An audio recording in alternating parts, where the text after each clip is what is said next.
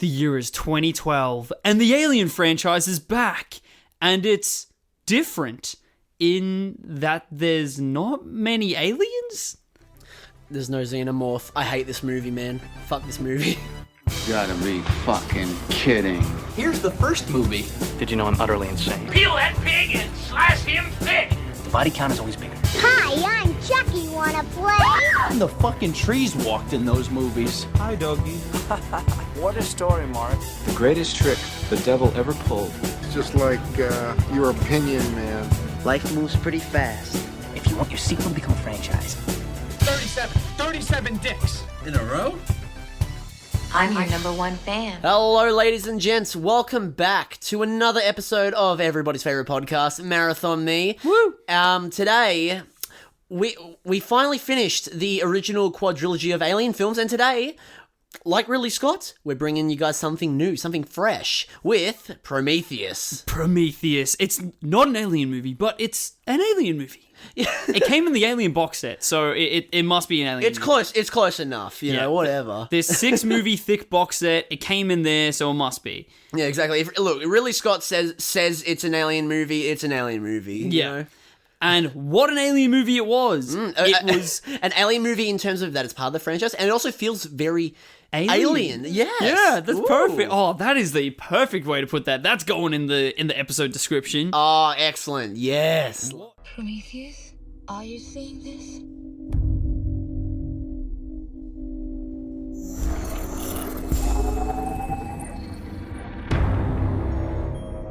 Whatever that probe is picking up, it's reading life form. What do you mean a life form? Oh, the head. They're changing. Changing into what? It's moving. These things moving. What is that? There's a ship. They're leaving. To go where? Earth. We were so wrong. Take us home! If you don't stop it, there won't be any home to go back to. Where's that door open? Cut it off! Cut it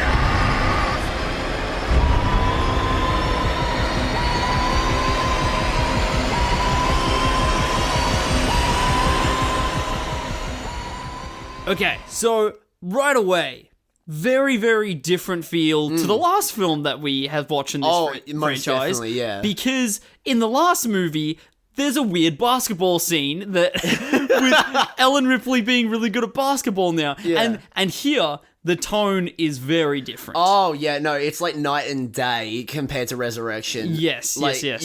From the opening shot, you know that, like, oh, this is a movie. This is a movie that's going to take itself seriously.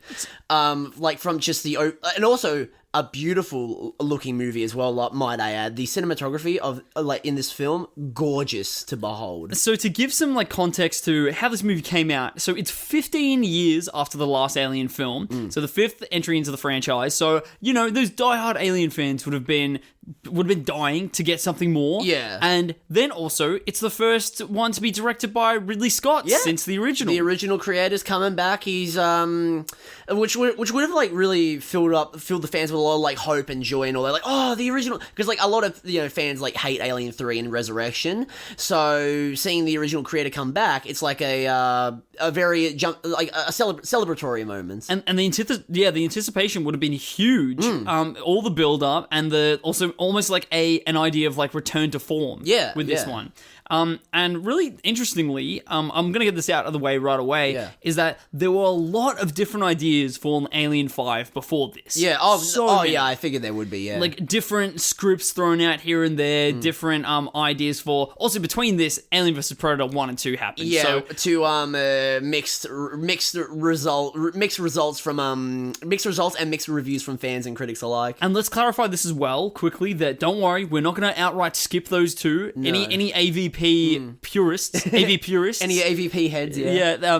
Out there that are like, wait a minute, they're skipping 2 whole Alien movies, where no, we're going to have that as a separate thing. So the structure for the next few weeks is going to be, we're going to finish off our Alien movies, then we're going to do all the Predator movies, then we're going to do an Alien vs. Predator super special where we talk about the movies and then also compare the two franchises. Also, we have every right to like not do AVP right now because technically those movies are actually not canon in the Alien and Predator series. Funny enough. I did have a conversation with someone at work about them recently, and I haven't seen either of them yet. The Blu-rays are hanging up on my shelf. You haven't seen Alien vs. Predator? I have not. No. Ooh, that's gonna be very interesting. I mean, like, look, why am I even surprised? Because why am I even acting surprised now? Because like that's been the whole like kind of thing with the later Alien sequels for you, because you hadn't seen Resurrection or Alien 3. I've pretty much only seen the OGs for both Alien and Predator for both of those franchises. Meanwhile, I've seen like all of them but like remember nothing about them and all that, and also like had very differing opinions. I'm just having so much fun with this so far. Like, man, with this franchise so far has been just one of the most fun.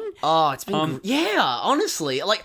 It's good that we are diving into a series that, like, we are both really kind of unfamiliar with, you know what I mean? Like, we've seen the classics, but we know very little about this series, you know? Yeah. Like, we haven't had time to appreciate it. Unlike, with Pirates, I was a big pirate head, and you're not the biggest fan of the series. No. As you've stated multiple times, breaking my heart every fucking time. During our ranking for the Alien franchise, I'm going to do a bit of a comparison there with, like, how it feels. It's going to be a behind the scenes, the feeling of what Rhys has been turned into from the podcast. Never mind. Well, Rhys, don't worry. I'll never recommend you a childhood favourite series of mine again. I'll never appear vulnerable and try and make your life slightly better ever again. Yeah, fuck you, man. Yeah. So one of these ideas for an Alien 5 that was in the works between Alien Resurrection and Prometheus was that so apparently James Cameron and Ridley Scott were going to collab. Ooh. Where James Cameron was going to write the script with a bit of like Ridley Scott, his creative input, but then Ridley Scott was going to direct. Oh, that would have been so cool. Yeah, what an interesting combo, right? And also sounds like something that if the anticipation was high for Prometheus at the time. Oh, that would have been insane. The hype for this would have been crazy. And I'm quite sure that the concept as well was like an alien movie set on Earth, which always freaking happens. And then AVP came out, which from what I've heard is also set on Earth. Yeah.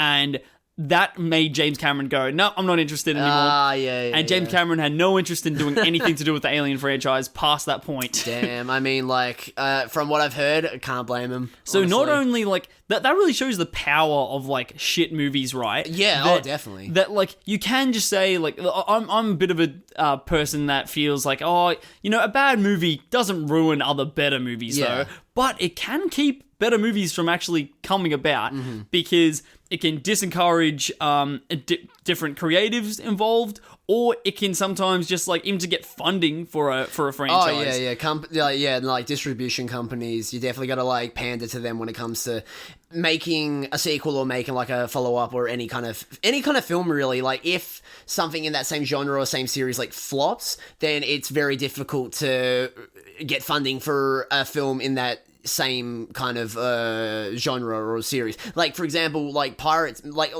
I think we mentioned this, but like pirate movies were like seen as box office poison because of the movie Cutthroat Island. That was like a big swashbuckling film, and then that bombed, so then like pirate movies were seen as like box office poison. A personal situation like this has happened to me with the Dead Rising franchise. It's a franchise that I love, and now with the most recent installment, which is Dead Rising 4. This is just for context, this is just a zombie game that like began as its whole thing was that it was a zombie game set in a shopping mall, and had so much personality, so much charm to it. I never played those games. I always wanted to, and I never got them. They were so good. Man. And Dead Rising 4 is just a freaking husk of whatever Dead Rising is. I've seen Let's Plays of it. Yeah, it looks just so soulless. It is very, very soulless. And because of that, I feel like that they're not going to have another Dead Rising game for a long time because it's just like, because it's been like tainted almost the franchise. Or it's also just it feels like almost too deep down this path that it's gone in to be really, really generic, that I feel like that it'll never be able to return to what made it unique. So that's a place where it's like, okay, this thing that's bad isn't just something that I can avoid, but it's potentially ruined a franchise. Fuck that. But at least the AVP movies didn't ruin this franchise. Thank goodness, yeah. Because what you were saying just before, to reel it back to the start of this movie, it does look beautiful. Oh yeah, it's definitely like money well spent. Like just the way it's shot, the way it looks, the locations used. Oh my fucking god! Immediately in the first freaking minute of this film, high production values and like technical finesse comes to the surface immediately. Yeah. Which makes sense because the budget for this one was $130 million. Oh yeah. So it keeps on ramping up. It almost like doubled from Resurrection, which was 70. And while I love Resurrection, like that film looks like shit compared to Prometheus. Oh my god! Because in this one, all camp is gone. Oh yeah, all camp taken definitely. out of the that's where Alien 2, even a bit of Alien 1, a little bit of campiness there. Yeah. Like it had that 70s kind of camp to it. Yeah, that 70s creature feature kind of camp. And not like intentional camp, which made it more sort of subtle and also a little bit more charming in one way. Where I was sort of won over by the intentional campiness of Resurrection. Yeah, but it felt like it felt intentional anyway. Where all camp is gone. This is a serious movie. Yeah, for serious people. They really want to dive into the lore of the alien world and the universe that exists beyond it. We don't have room for jokes in Prometheus. Yes. I'm imitating what Ridley Scott said on the first day of shooting, yeah. Exactly. Anyone have any jokes throughout this production period? Say them now. And they just had a stand-up comedy night in the crew and cast. Yeah, I heard Michael Fassbender really killed it that night. Yeah, exactly. Just to get all the laughs out for then a solid 3-month production process with just no smiles. No smiles in the room. Yeah, God bless. You got kicked out if you... Yeah, James Cameron, he was going to write, but then he had a laugh. No, gone. Yeah, nah, terrible. You're out, Scott man. was just like, nah, fuck off. Yeah. They would have had a very fun time. Do you know if this was like shot on location? In like, I feel it. Not in space, obviously. But, what? No. Yeah, this was set. This was actually filmed. Next thing you're gonna tell me that the Prometheus ship isn't a real ship.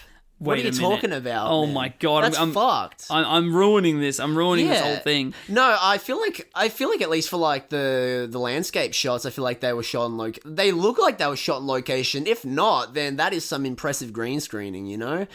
It says here that it was actually, I think even in the credits it said like shot in Iceland sort of thing. Okay, yeah, because I was gonna say like there's no way that's not like actual Icelandic like just landscape, because like it is just a marvel to look at. I feel like a lot of a lot of like the interiors of the ship and maybe even like the caves that they were exploring, I feel like a lot of that was built by hand and all that. Yeah. Because it looks too good to be green screen, you know? So it seems like that it was shot a lot in a studio for like the actual sets of being inside, like interiors. Yeah. But for a lot of that exterior stuff was just shot on location in Iceland. Yeah. Okay. Yeah. So this movie starts off as a great Icelandic tourism ad. Oh my god, yes. I've always wanted to go to like any of those Scandinavian countries because they just look gorgeous. They're so clean. It just looks so naturally The air clean. looks so crisp. Oh my god, yes. Oh, amazing, man. Amazing. Yeah, which is funny because the air is not very crisp in this on these planets. No, not particularly. The air has little micro freaking like aliens that embody. No, that's Covenant. That has the little microspores. Is it a different location? I think it's a different. Yeah, no, it's a different planet. Yeah, they look so similar. I know. I feel like they just were like, "Hey, Iceland, can you throw us a bone? Can we film here again?" It's like, yeah, sure. Oh, it's like, okay, if you're visiting the same planet, and it's like, no, we're not. Yeah. Did you actually think they were on the same planet? It just looks so similar. That is fair. That is a fair point. Yeah. Okay, so it seems like they weren't. But anyway, so maybe the air was very crisp here. Well, they could go around with their masks off, so... in the caves, at least. In the caves. They couldn't do it, like, outside, yeah. So yeah, beautiful movie, and this is consistent throughout the whole thing. Yeah, not just with, like, the cinematography and shots and set design and all that, but also just, like, a lot of the CGI, like, looks really great in this. Oh, yeah. And because, like, you know me, I'm a prude when it comes to CG, because, like, you know, if it's even the slightest bit off, I'm not going to take it seriously, you know? Just out of it? Just pulled out? It does pull me out of it, honestly. But a lot of the creature designs in this, and just a lot of, like, the computer effects in general, I feel like there was some practical effects used in this. There has to have been. Yeah. But a lot of the CGI looks incredible, looks great. Yeah, like, definitely. I mean, like, this is 2012, so, like, you know, like, effects have come a long way since, like, say, 1997. But, you know, obviously we've seen examples of modern day films with big budgets just containing terrible effects, you know? The jump that 15 years can make, like the the freaking 2000s just elevated freaking visual effects crazily. Oh my goodness, yeah. Crazy. You know what? It makes me almost grateful for seeing the awful effects, some of the awful CG in like Alien 3, Alien Resurrection, because then we see CGI effects in stuff like Prometheus and Alien Covenant, and we're like, yeah, you know what? We had to go through the shit stage to get to where we are now. Yes, exactly. It just took 5 movies, and they got there. It's a grind, mate. It's all part of the grind. They got there to complete convincing state. Mm-hmm. Yes, I agree. So let's talk about like the characters that we introduced to at the start of this movie. Yes. So it seems like the central character that we're really like sort of put to identify with a lot, other than our female lead, is Michael Fassbender's David. Yes. So he plays the synthetic individual in this, like the robot, and is the most humanized that they have made a robot. Yeah. Which is also interesting because it's also the earliest iteration of this technology in the world of the film that we've seen. Yeah. Well, I think because we learn in Covenant that like he was like built specifically to serve under like Weyland-Yutani. Sorry, not Yutani, Peter Weyland. So obviously there probably would have been modifications made for him and a lot of like creative liberties to like make him the perfect servant for this big business mogul. But yeah, no, like honestly, they really peaked with a synthetic design manufacturing in their first stage. Yes, yeah, exactly. Yeah. Like also, I do like how you say that he's the most human because he's the most like human-like out of all the synthetics that we're seeing, which I do agree with. However, you can still tell that he is not human. You know what I mean? Yeah, like, definitely. Because like with Cole in Resurrection, how she was an android. If I didn't know that she was an android, I would not have been able to tell because like she just acts like a human and all that. Like there wasn't really any dead giveaways that like she's an android and all that. It's just Winona Ryder being a space pirate and all that. And it's like, oh wait, she's a synthetic. Oh my! Like if I didn't know that going into the film, I would have actually been shocked by it. You know? That's honestly like with that though. There's no nuance to Winona Ryder's performance in Resurrection to it being like the duality of the performance that it must be. We're trying to appeal to the human element as well as be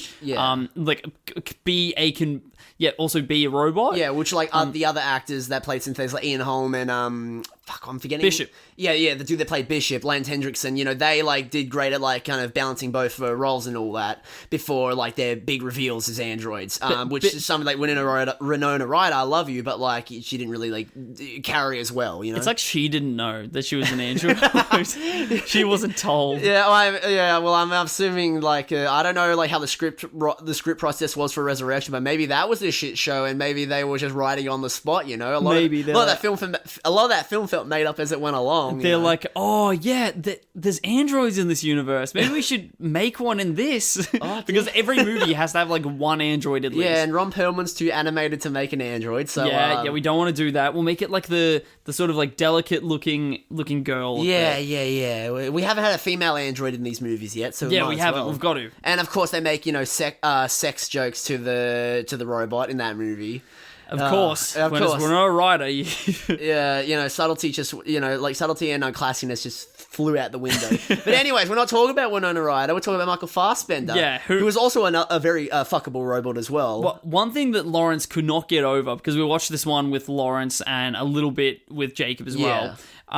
Is that, so at the start of the film, so Michael Fassbender's character is being like, his visual aesthetic is being based off of Peter E. Toole from Lawrence of Arabia. Peter O'Toole. Peter O'Toole. You said Peter E. Toole. Is it? It's Peter O'Toole. Okay. From Lawrence of Arabia. I shouldn't have said anything. No, but go on. And I even wrote this down. What the fuck? Why did Bruh, you clown, man. What the fuck? I even wrote this down. No, don't fix it. Don't fix it. Just keep it the way it is, man. No, I've got to. Don't fix it. No, it's okay. Oh, bastard. Yeah. So, and he does look very, very convincing, like Peter O'Toole from Lawrence of Arabia. I don't remember what Peter O'Toole looks like, but they show you at the start of the movie. But I barely remember that shot. So but like obviously, I believe you guys and all that, so it's fine. I believe you all. I believe you guys. I believe you. They could have showed us anyone at the start of Prometheus, and I would have not known the wiser because I'm not dedicated enough to watch Lawrence of Arabia just yet. It is far too long. Me neither. Yeah. Well, even though I've heard great things. Yeah. It's 3 hours and 40 minutes, my man. Yeah, like, fuck, like, I don't know, like, those kind of movies, they're very intimidating watches and all that, you know what I mean? Like, dude, we should do an episode of Gone with the Wind, bro. That movie's almost, I think, 4 hours, honestly. There is nothing I'd like less than to watch Gone with the Wind, but, like, I will watch it one day, but dude, that's gonna be my whole day. You know, I've got to be really sick. I think like I haven't been bedridden sick in a very long time. Me knock neither. on wood. I think who knows what could happen now. Yeah, shouldn't have said that. Knock on wood. Knock on wood. Yeah, knock on wood. But I think next time that does happen will be the day where I get out these 4-hour movies. You reckon? Yeah. Yeah, I don't know if I could. I mean, I feel like I probably could do that. I mean, like the last like big epic that I watched was Schindler's List, and like that's around 3 though, right? It's like almost 200 minutes. Yeah, like 3 hours, but like I think also that was also just draining, not just because the runtime, but also the content and all that. You know, great movie. Never want to watch it again though. You know, not a fun watch. Yeah. No.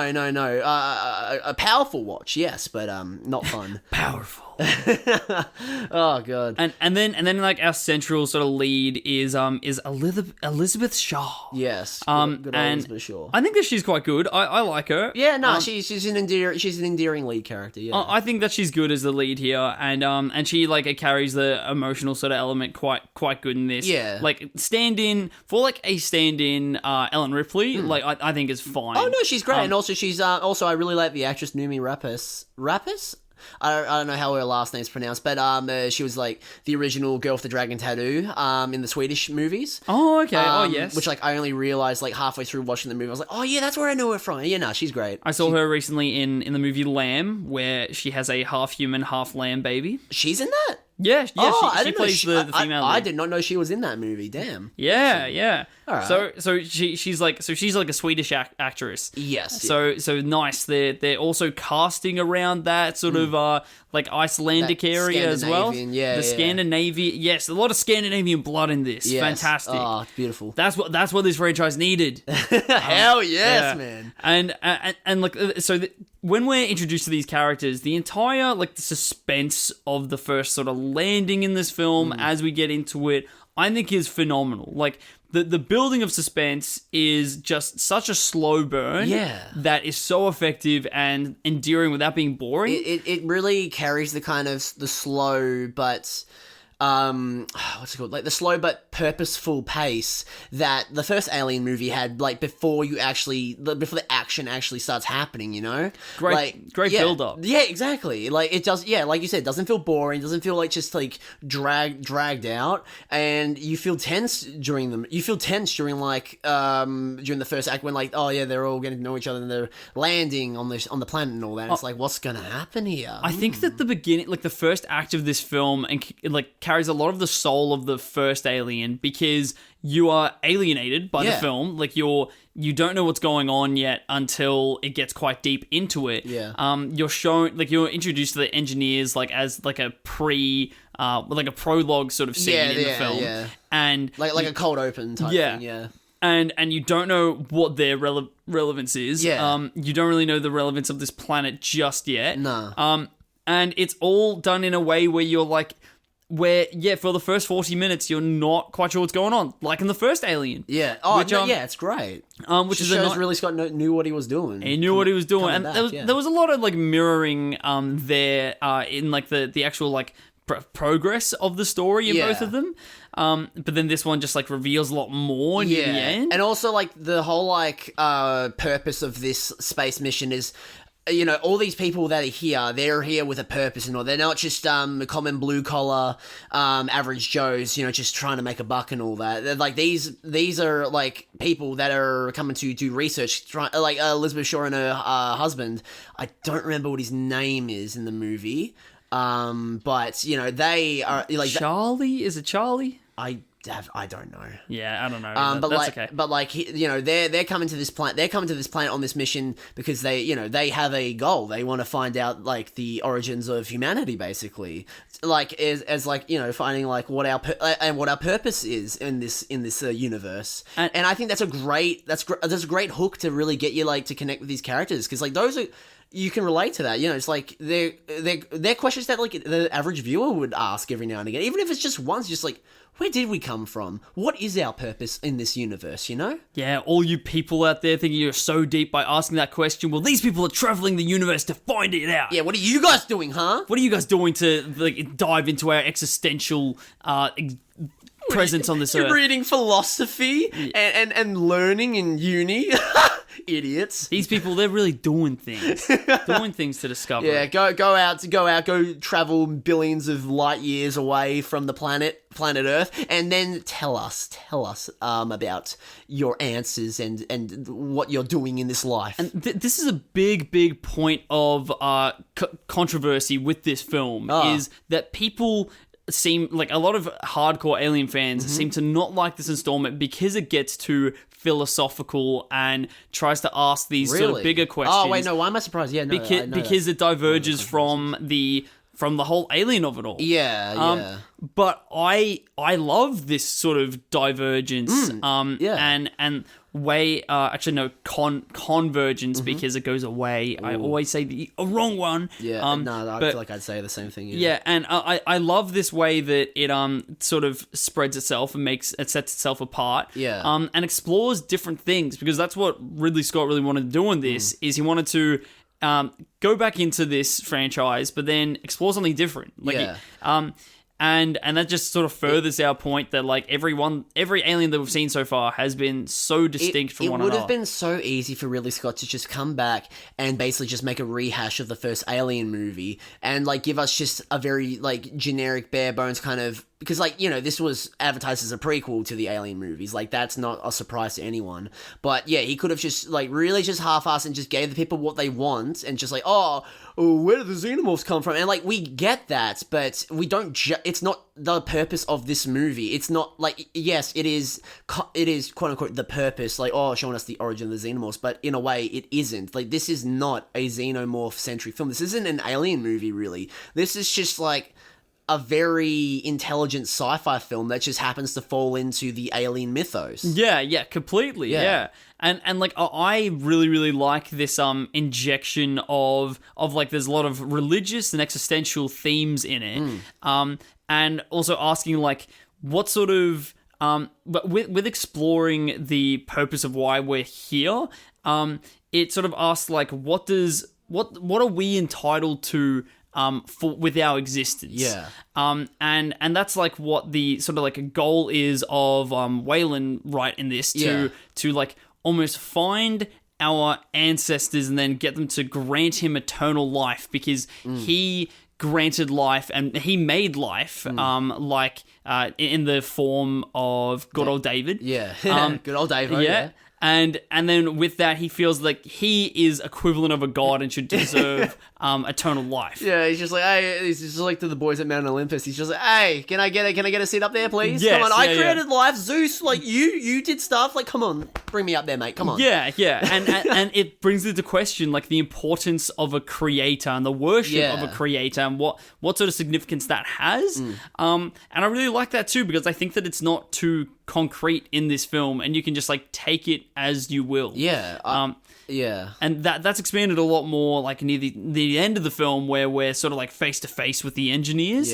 But let's get into where like violence starts occurring. Can I just quickly say before we get into the meaty nitty gritty? Yeah, the meat, the meat, the slaughtered meat of this movie. I just want to say that like going into this film, I was actually kind of worried going in because like I knew it was a very like philosophical and deep movie, talking about a lot of like deep ideas, and I was going in kind of worried because a lot of films that try to like explore those ideas can sometimes get way too far up their own ass and almost feel like they're talking down to the audience. And that is my biggest pet peeve with film is when like I love watching movies that like they talk about very complicated, very like very like deep ideas, and a lot of the times it can just it's either not explained enough and the director's just like, you figure it out, you stupid idiot, but like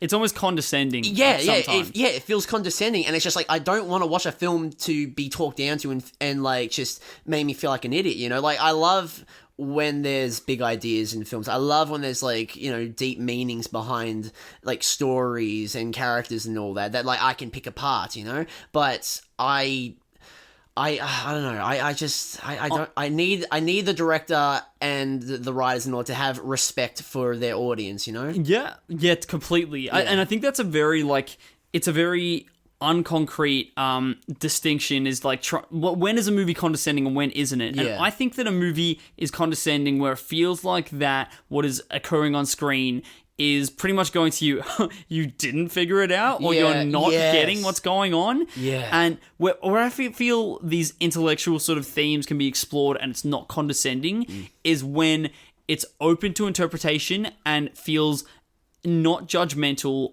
of its openness to different takes on the film. And the world, and also being able to enjoy it without getting what the intention was of the creator. Because I was going to expand on that, where it's just like like you can watch this scene of like characters talking and discussing, and like maybe an action scene happens afterwards, and you can watch it at face value and like be entertained by it, but then you can also watch it and like analyze like what do they mean by what they say in this conversation, like what does the significance of this character arguing with this character have in terms of the ideas present in the rest of this narrative. It goes both, it's a thing that goes both ways, I think that embedded into condescension is also like exclusion. And when there's only one way to consume a film, it feels like it's excluding viewers. And it's like it's only for a particular level of intellectual.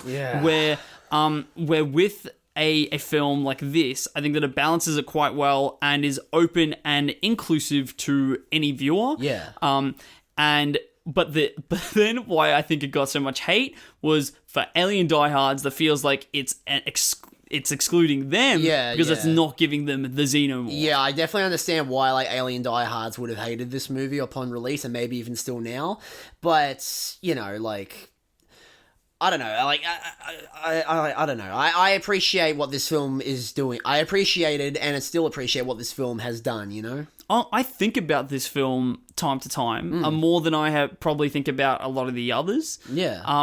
And that always shows that it's an impactful film. And not that I am the first to admit, I don't know the exact definite explanation of this film. No, me neither. I couldn't give you a solid 20-minute video essay of Prometheus explained.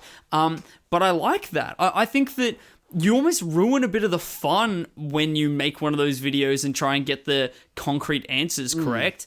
Because like I think that the fun in it is discussing it and taking other people's perspectives into account and going, wow, that is as valid as my perspective on this. No, that's good. So yeah, that's why I really, really like this. And the next movie that we're going to talk about, probably not so much. Yeah. So did you want to now after talking about all the deep stuff, let's talk about blood and aliens. Oh, yes! People dying. Yeah. Woo! Let's go. Oh my god. Sorry, I'm just really hyped. Finally, we got all the pretentious and philosophical shit out the way. The dog is even responding now. Yeah, see, Benny's all hyped, bro. Why did you have to yell? Now, I'm sorry, Benny! The blood and gore. Yeah. Sorry about that. We'll be right back. Okay, so it seems like that it wasn't even Kane's fault in the first place. Jacob's food just arrived to the house, and that's why the dog is barking. Yeah, I probably gave the dog a bit of a fright, but we're gonna blame Jacob for this. Fuck him. Yeah, just got overwhelmed by everything. Yeah. So it's everyone besides me. Yeah, exactly. Is that your philosophy in life? It's everyone's fault but mine. It pretty much, yeah. Damn, man, that's crazy, bro. Is that not everyone's philosophy? What? That's how you get through the day. Oh yeah, definitely. That's the 2022 motto right there. Okay, so let's talk about things dying. Okay, let's go. Let's go. The first death that we experience in this that isn't the engineer in the cold open, is two of our crew members. They die when going off into the cave by themselves, and there's like an alpha model face hugger that like kills the two guys. Is that it's the snake thing? Yeah, that's the snake thing. Yes. Yeah. Okay. Yeah, that thing looks so cool. By the way, like Slipper boy. I think that might have been a model enhanced with like a model with CGI enhancements, because that thing looks real, man. Yeah. Yep. It looks incredible. It does look very real, very slimy. Really gets the texture down pat.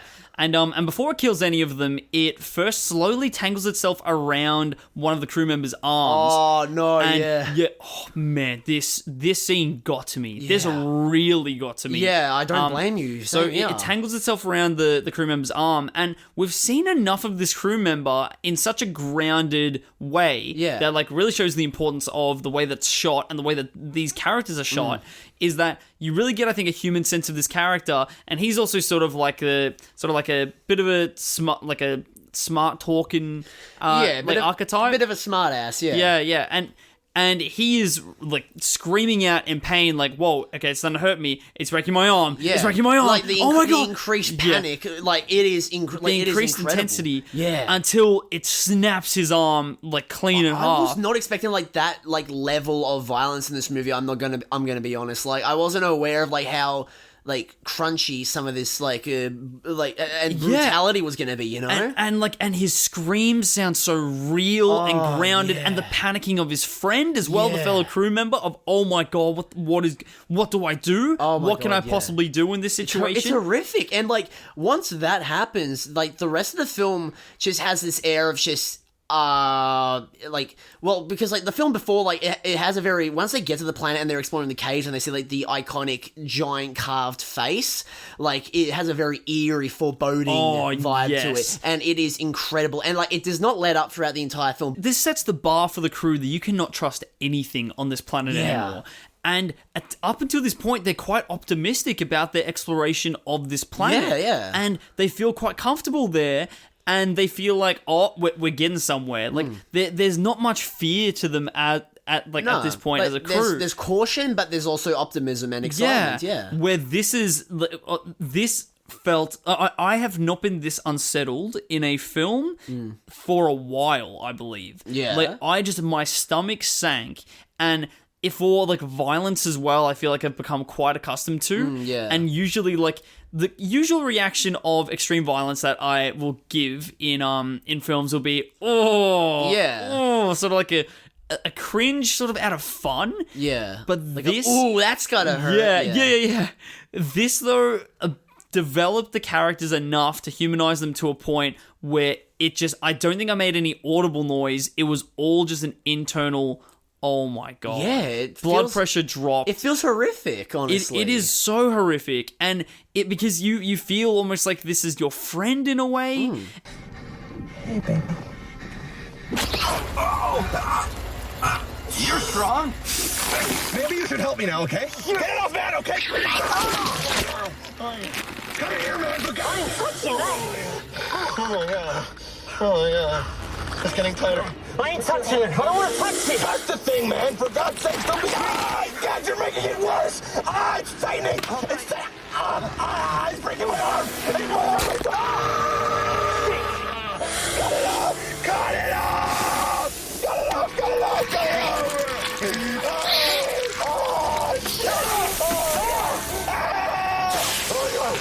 Oh, Jesus. It's in my suit. It's in my suit.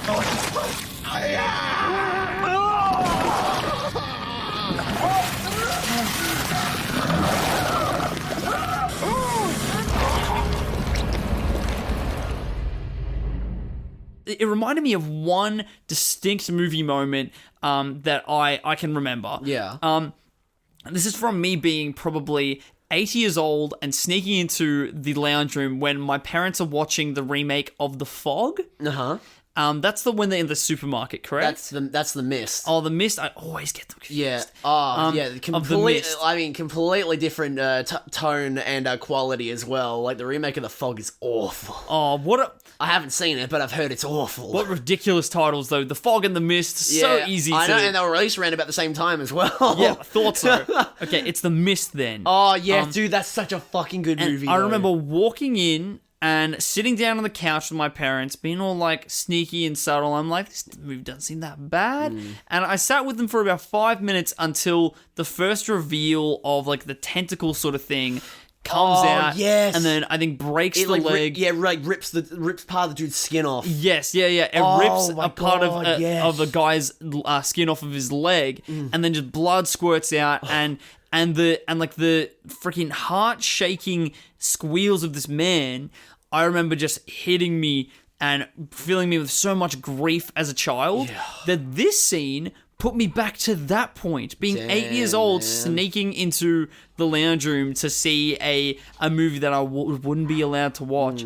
And I am a sucker for any situation like that sends me back to a unique sort of like it gave me a physical reaction. Yeah, that is pretty fucking cool. I don't think it like the brutality of this movie made me feel as like I don't feel as passionate about like the brutality of it of this film as like say you do, but it's still like don't get me wrong, it's still effective as all hell. Like so oh my god, if you listen to the last podcast episode, I was under the influence of certain substance, and and having just watched Resurrection, which was completely let your guard down, haha, this is funny, this is just a movie with the mates. Yeah. And then going to this, I think that's what like shocked me. Oh yeah, and I got like what's it called? Whiplash. I got whiplash tonal from whiplash. it. Yeah, tonal whiplash. Yeah. Maybe it made it better, the watching Resurrection and then this is like the contrast of tones between them. I mean, for me, it definitely enhanced the experience. I 100% think so. And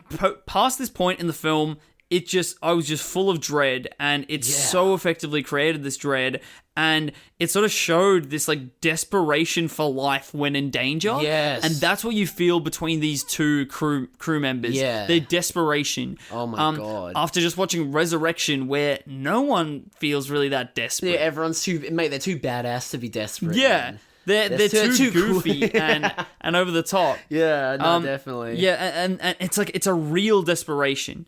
I think each kill in this movie makes you feel something. Yeah. Can we talk? Like, can we talk about Shaw's husband's death? Yeah, how, like, he's slowly dying because like Michael Fassbender slips a little bit of the black ooze that they discover earlier in the movie. He slips like a little drop into his like glass of whiskey, and then like the next day through you could just see him. Just his skin's getting pale. He's got like black like lines all over his face, like looking like he's being taken over by the symbiote. Yeah. And then like as they're trying to get back to the ship, like you could just see him just looking almost already dead. Like he just looks like a walking corpse at that point. And then they like Charlize Theron's character, who's like the big corporate person on that ship, she refused to let him in, like kind of similar to like how it was like how I think it was Lambert in the first Alien movie. They didn't want Kane coming back into the ship because like they're like, oh, he's infected, like he could be contagious and all that. But like no, and then Ripley's like, oh no, let's put him in quarantine. And then they had a similar scene in this movie compared like the first one, but instead we have the bad ending where she just burns where I don't know if it was her or someone. Yeah, it's her. It's Charlize Theron. She burns him alive with a flamethrower. To be honest, like it was basically an assisted suicide since he was practically begging her to kill him. And like that, before he gets burnt, that just made my heart sink. Just one seeing like Elizabeth Shaw like basically like carrying him to what they think is salvation. Like, oh, we're going to make you feel better, don't worry. But, like, just seeing him practically beg to be put out of his misery. And it's not a quick death either. Like, he's getting roasted alive. I know, right? Shoot him in the head, man. Oh, my God. Yeah. It's just, they must have a better way and a more humane way to kill this man. Oh, my goodness. But, like, it was so just, like, heart-shattering to watch him die. Like, you know, he wasn't my favorite character in the movie, but, like, he was developed enough and felt real enough. And plus, also, you bought, like, the love that him and Elizabeth have for each other that, like, weren't seeing him be taken away from her. The desperation. Yeah. The desperation, man. Like, that's what you really feel there.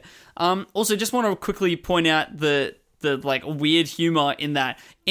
In Resurrection, there was also a character that was begging death upon itself, and then a character burns it alive out of mercy. Man, these people in this universe have to think of some better way to execute people when they're begging for death. God, Fire is not the way. Yeah, it's not a quick death, guys. It's not. It's fucked. It's not at all. Actually, fun fact, I've actually heard that apparently burning alive is not it is like, I don't know where I've heard this from, but apparently it's not the most painful death that you can have. Apparently it's faster than you think. Really? Because apparently it's like scorching and very unpleasant for a few seconds, I think so, but then all your nerve endings are burnt off, so then you don't even feel it. But you still get those few seconds of intense pain. Like, I'm sure, like, true. There are other more painful ways of death. Like drowning apparently is a lot worse. Yeah, drowning, and that's a lot slower. I think if I had to choose between drowning and getting, I think I've asked this question to multiple people before, but like randoms on the street. Well, yeah, exactly. You know, little just whisper it into their ear. Little survey. Would you rather be burnt alive or drown? Police, hello, this man's threatening me. Help. No, but drowning, like, because like I've asked many kids at primary schools this question before. It is very funny to see their reactions. What do you think's more painful for your parents to go through, drowning or burning alive? Would you rather me burn your parents alive or drown them? Dude, it sounds like the fucking Joker, bro. Would you prefer your parents drowned or burnt alive? Burnt alive. Oh my god. No, that sounds like a fucking jinx. No, that sounds like a saw trap, actually. Bloody hell. God, for kids, that's awful. Oh, that's great. Fuck yeah.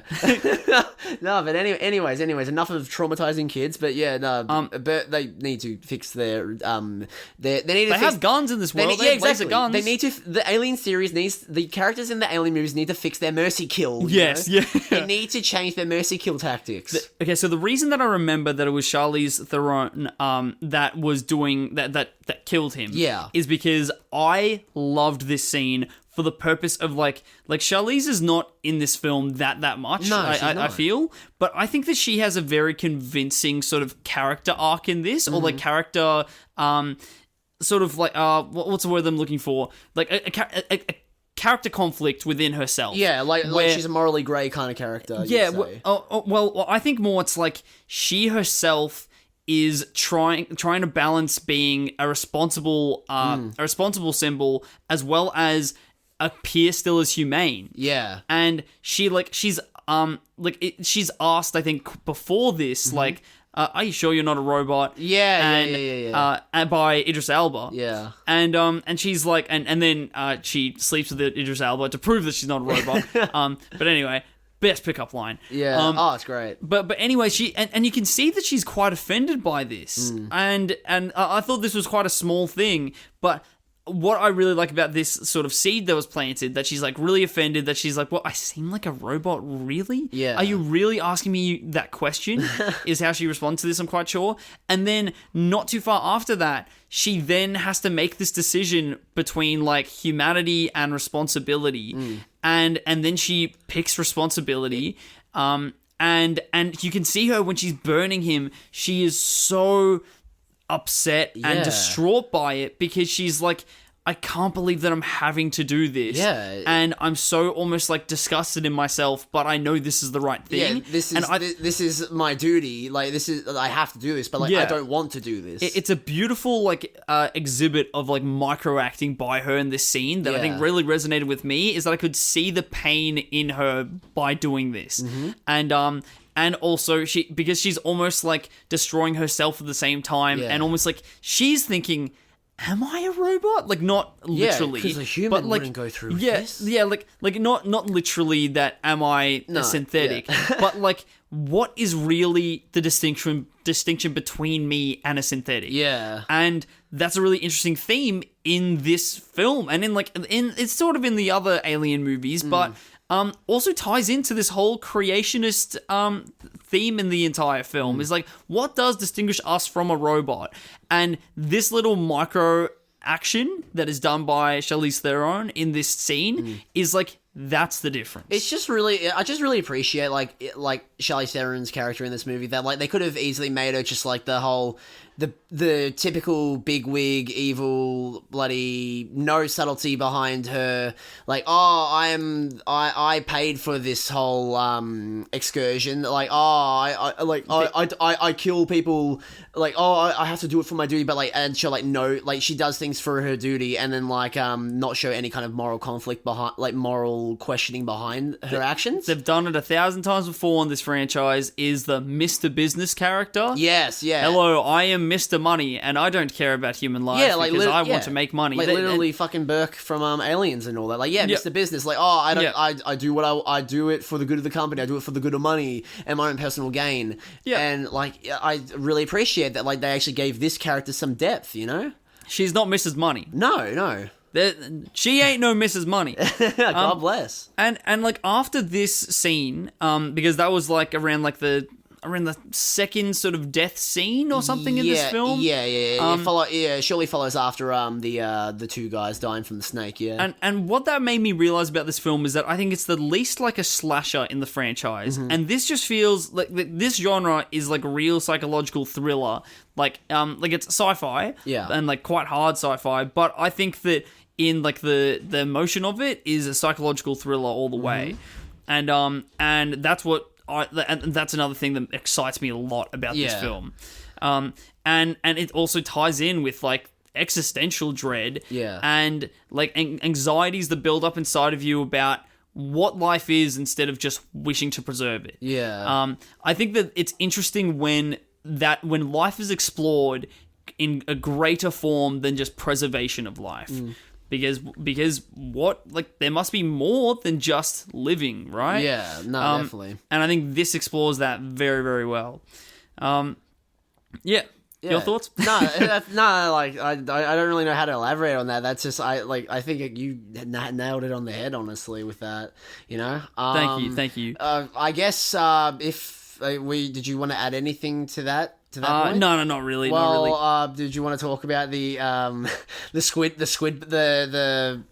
surgery scene? Hell yes. That's my next note is another alien pregnancy. Okay, can I just say, you know how you were talking about how like you were like kind of like internally cringing during like the arm breaker scene?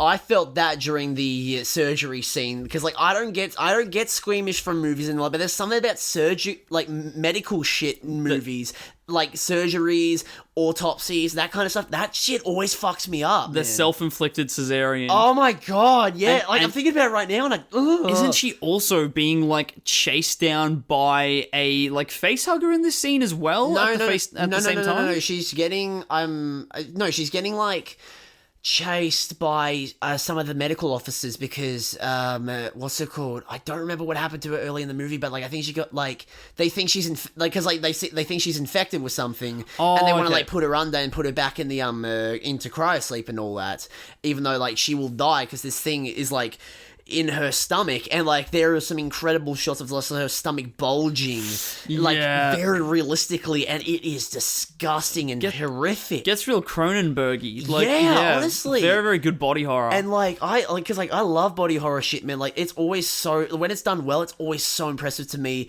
and never fails to like just make me shudder.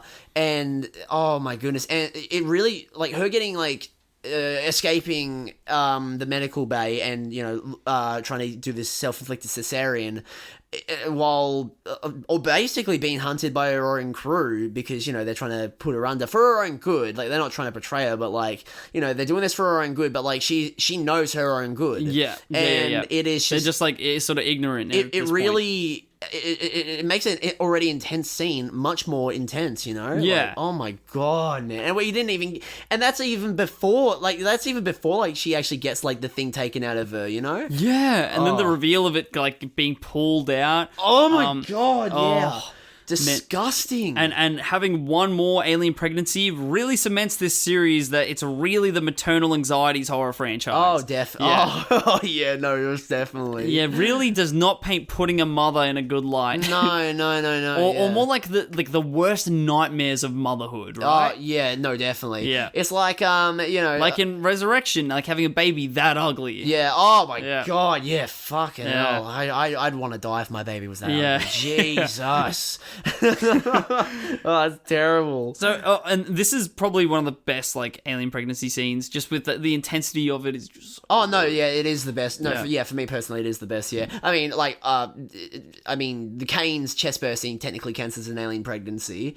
If you want to go, if you want to go technical, not like like I don't know how you feel, but if we're talking about just like non-death related pregnancies, then yes, this is the best. I was very impressed by it. Oh yeah, no, so I was blown away. And then also at this point, there's also like one of the crew members gets infected and turned into like an alien zombie super ape man. Yeah, this part, I'm gonna be honest. This part, I'm not the biggest fan of. Honestly, I think it's still scary because like how intense this guy is when he is infected and like is acting like basically like a zombified chimp. Yeah. It reminds me of like those like how like you'll hear about like chimps just going fucking feral and just like ripping cunts' faces off. Like thinking about that, I'm like, whoa, this is pretty intense. But like I don't know, man. The way he looked, like his zombified face look, it was a bit too goofy for me, honestly. I was a bit like, oh come on, you could have done so much better, man. This is definitely like a weakest point in the film. In terms of weakest element of the film. In terms of the action and the horror, yeah, that was a bit too over the top.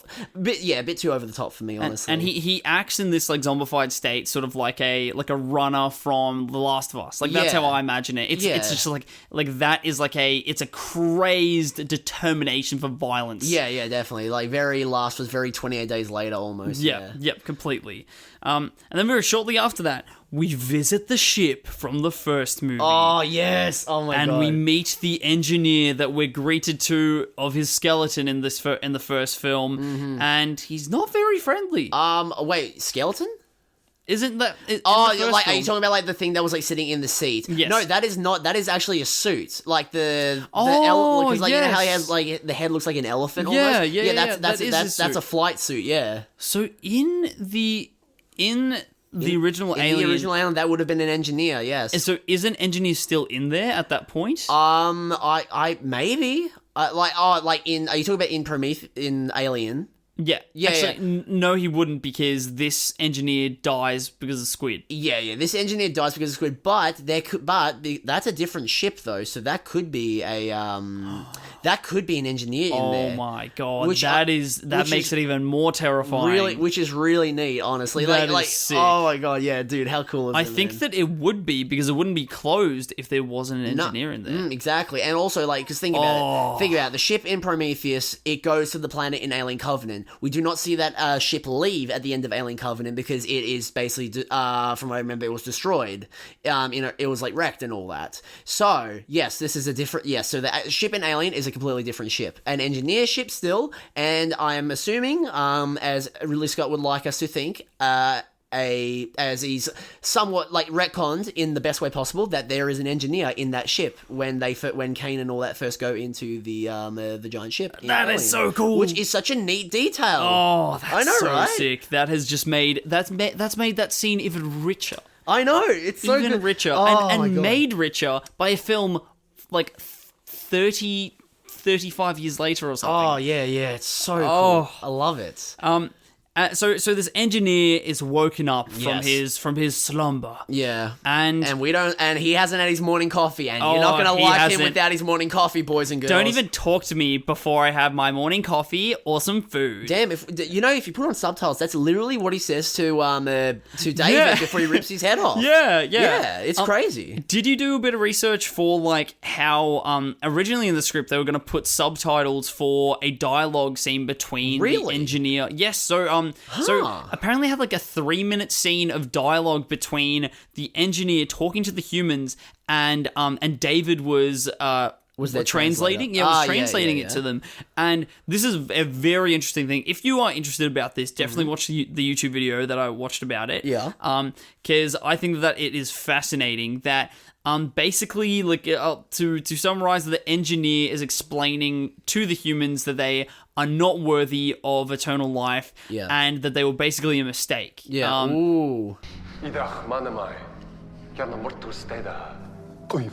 On itam sa stater creda.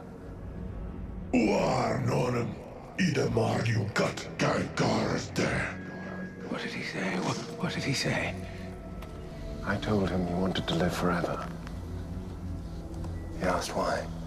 Do you see this man? My company built him from nothing. I made him.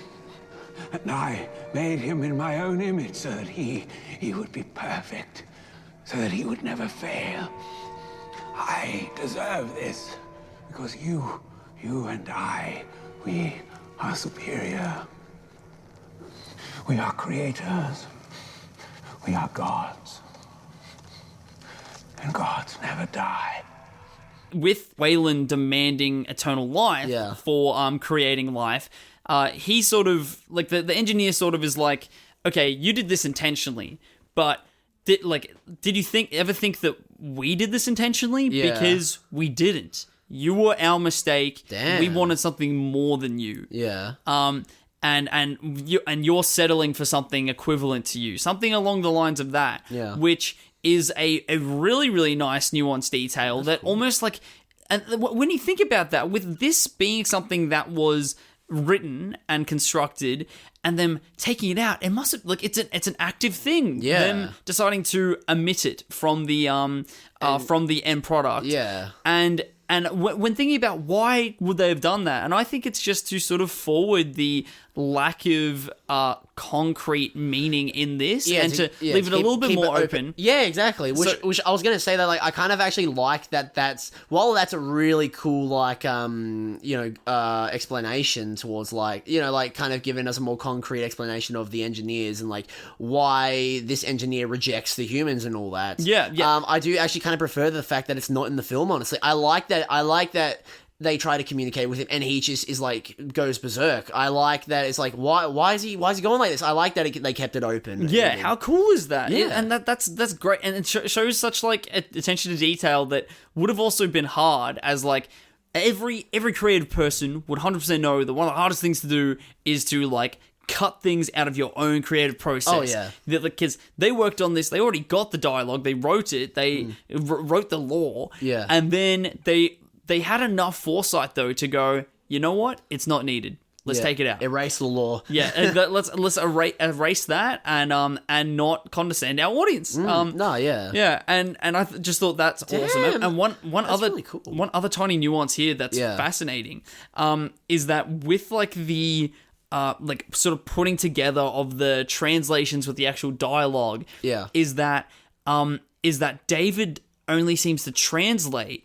Or like originally, he only seems to translate certain bits of what the engineer is saying. Is this in the deleted scene or the actual scene? This is like merging of the dialogue that he would have said in the deleted scene with the translations that he says in the real scene. Yeah. So he omits this information mainly surrounding the engineer, making it apparent that he is like aggressive and threatening to the humans, which also is like a seed planted of David's malicious intent. That he didn't warn them, where he had opportunity to translate and warn the crew that he that the engineer was gonna go berserk and kill them. Damn, man. But then doesn't do that, omits that, and then that's where like Weyland sort of is less insecure, and like goes up and presents himself as more vulnerable to the engineer, for then the engineer to just go ham and kill a lot of these crew members. Like David's just like, I'm curious. I want to see how Weyland handles this. Yeah. I want to see how this plays out. I want to push it to the limit. I think that's one thing I really appreciate about David in this movie, is that like like, you could tell there is something off with him, and as the film goes, you can kind of tell that, like, yeah, there's something off with him, but it's not that he's, like, downright evil, I think, at least in this movie. I don't think he's downright evil. I think he's more so just curious, in a way. He's an android that, like, very intelligent, and, he's learning, like, all these languages, how to speak to these basically gods,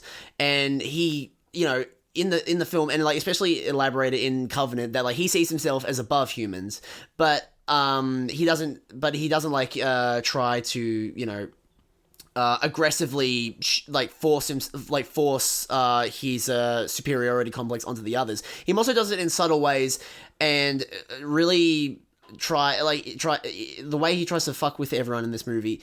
I feel like he does it more also out of curiosity than malicious intent. Like, for example, when he infects Shaw's husband, who I think's named Holloway, I just realized. Holloway.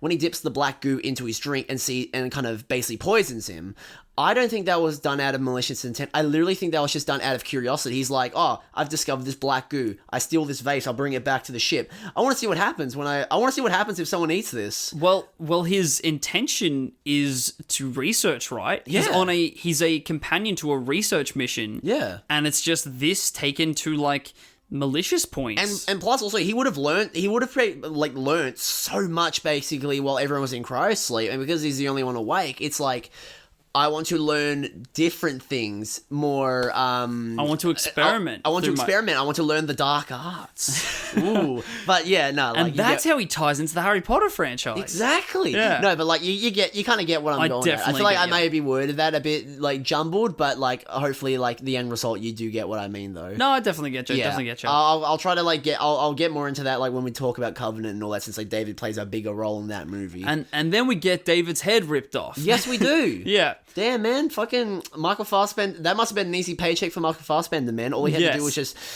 saw his head off, and just, his whole body could sit down, and people just had to carry his head around. And his blood looks less like milk in this one than in the other films. I didn't see any milk blood in this movie. There's honestly. white blood, yeah. Okay, like it's just less milky, less creamy. Damn, man, damn. All right, that's knocking a couple points off, man.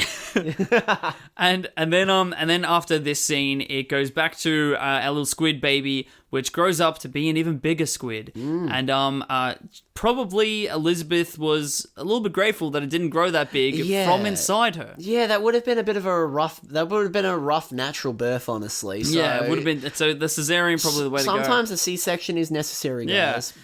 And then this giant squid fights the engineer. Yeah, across a thing I never thought I'd see, a giant bloody hentai monster attacking this giant god, like in this alien movie. Like, I think I could have seen that in my life. Yes. Well, like I couldn't have imagined it, but I'm seeing it right now, so I don't need to imagine it. And like, this is a great enemy of my enemy is my friend moment. Yeah. Like, isn't that? I love those sort of climactic moments where you have enemies on all fronts and then they start to turn against each other, and you don't even care who wins as long as someone loses. It's always such a neat little thing. Yeah, it is a neat little detail, because it's like, okay, they're preoccupying themselves, and it's like when so Elizabeth is the prey in this, and there's two different predators that then turn on each other, and that's just a great time. You got like one intelligent thinking predator, and then you've got this just wild animal, and then cross them together, and then cross them together. It's like, you know the result. It's just gonna be fucking chaos. Yeah,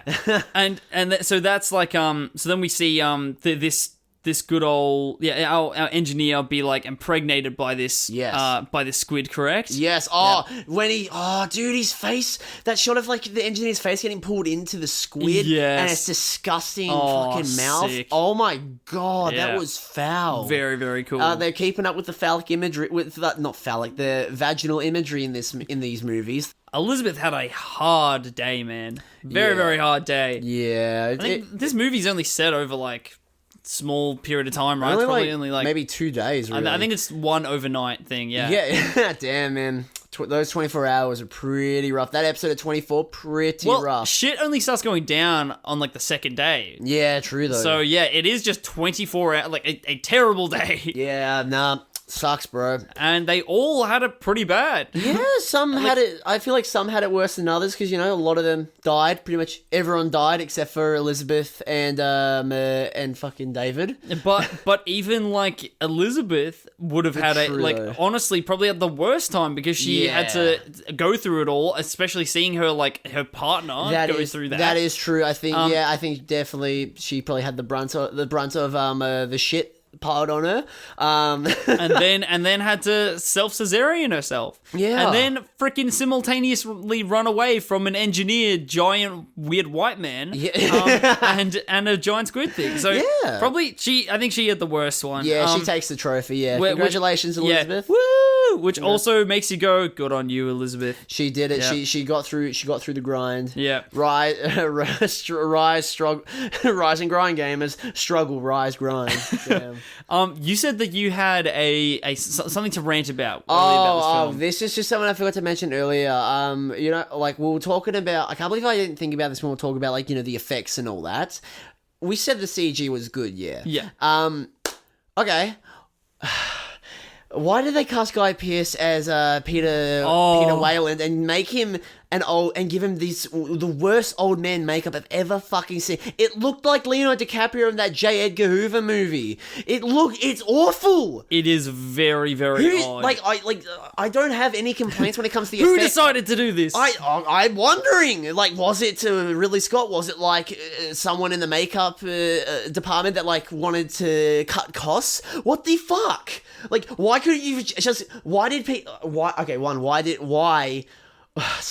a Guy Pearce have to be old in this movie? And if you wanted a big star like Guy Pearce, then just get Guy Pearce. You don't need to make him look old or anything, or at least just give him subtle touches to make him look old. Don't give him this disgusting fucking makeup. It is really weird. And I think one thing too is that with the do you know how old he's supposed to be in this? Because I don't know. He looks shriveled up to prune age. Yeah. Just very, very old. But one thing that I think probably the biggest giveaway when doing either de-aging or up-aging of actors is that the way that a 30-year-old man acts, walks, and their body language and their their actual mobility is very different to the mobility of an 80-year-old. Yes. And in this, they cannot hide that he has this mobility like a young man. It's ridiculous. Where he is prunish in his physical appearance and would mean that his bones would be brittle and his muscles would be as prunish. Oh my God. But he seems to have a pretty fit a young adult's body. It's so stupid. It's very, very obvious, especially when he's in that tight suit where it's only his face that looks old. And then it's the rest of his body that could look like anyone from the ages of 25 to 40. It's so stupid. I don't know why I got so heated just before, but it's honestly so frustrating to me. It's effects-wise and everything, this movie's almost perfect to me, but why did they have to do this? Why did they have to do that? Why did they come to that creative decision? I like Guy Pearce, but either have him just be normal Guy Pearce or get an actual old actor to be Peter Wayland. What the fuck? And in this movie as well, there's no flashbacks to him being younger in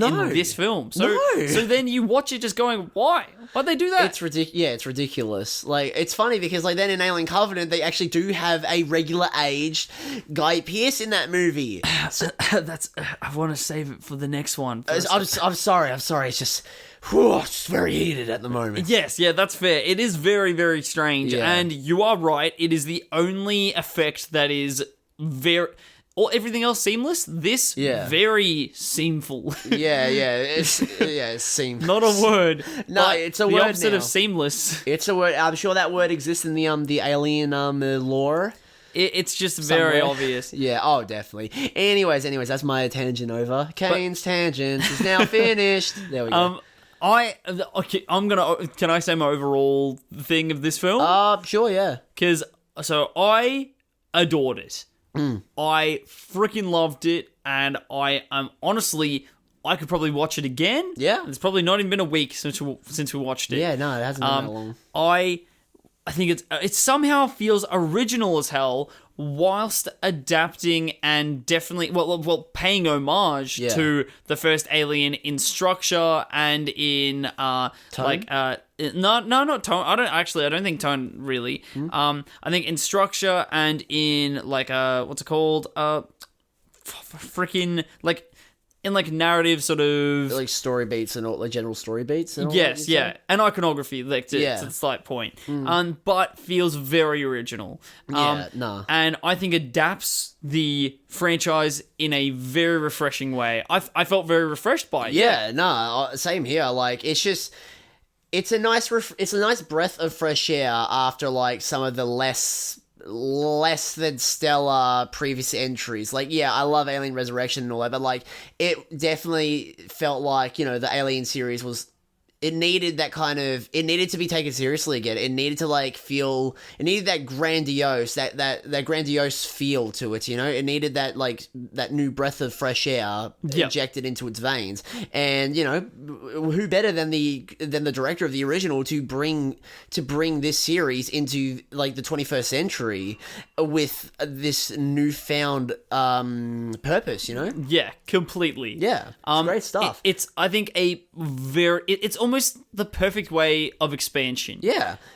Where it takes advantage of the context and the franchise that's fallen before it, and just expands it in a very beautiful and almost organic way. I feel that we do eventually at the end see our first Xeno. Technically, yes. It does have a different name. Oh, pardon me. Sorry. It does have a different name. I'm pretty sure. I'm fairly certain it has a different name. I'll search it up and I'll say it after on the next episode or whatever, or I'll tell you after the episode, and then we can confirm if I'm right or wrong. Blah blah blah blah blah. But we do get to see our first basic form. Like, our first technical Xeno, same kind of general idea, same shape, just with a very more so squid-looking head almost, rather than, the bulbous alien Xeno head, Yeah, that's fair. Yeah. Well, you see something that resembles an alien. Yeah, exactly. A Xenomorph. Yeah, well, it is an alien. It resembles the iconography of the franchise. Yeah. And I think it's like, it's enough. Yeah. It's enough. No, I completely agree. Can I just say that I really love, how this film ends. The little Xeno tease is really cool. But also just, the film ends with, still not giving us any Xeno action, really. Not even really giving us that many answers as to, where the Xenos came from or what the Xenos are. It has this open ending of, Elizabeth Shaw and David flying off to go find the homeworld of the engineers and, get answers as to why were we a mistake? Why did you guys not want us? Because, also, the planet that they're on is not like the engineers' homeworld or anything. It's a military bunker-type planet, they explain in the movie. That's where, they dump all, the black goo, for example. That's just, a storage. This planet's basically, storage for them. Oh, wow. Basically. And, the film ends with, Elizabeth Shaw and all that, going off to go find the answers that they want, because why were we a mistake? Why do you not care about us, and I think, and after the film ends, I'm it got me so excited for the follow-up, because I'm yes, I want these answers. I want to know the answers. The movie ends in a way where you don't really know where the follow-up story is going to go. You know what I mean? Yeah, I was excited for expansion on this expansion. Yeah, and it's so cool. I loved it. I fucking love that ending. Honestly, as the credits rolled, I felt satisfied. Oh, same here. Honestly, very satisfied. And like I said, I understand why people hated this movie when it came out, but also get over yourselves. This movie's great. Fuck off. It doesn't have your precious xenomorphs, but fuck you, alright. This is a great movie, alright. Just get your head out of your own ass. Come on. And then the satisfaction that I felt was then interrupted by the next film that we would watch. We get our xenomorphs in Covenant, but at what cost? At what fucking cost?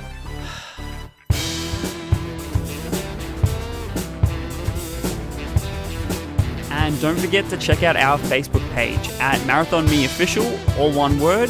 and our Instagram, marathonme_official, to keep up to date on the podcast. And hey, if you want to get into contact with us, email us at marathonmepodc, yes, the letter C, @gmail.com.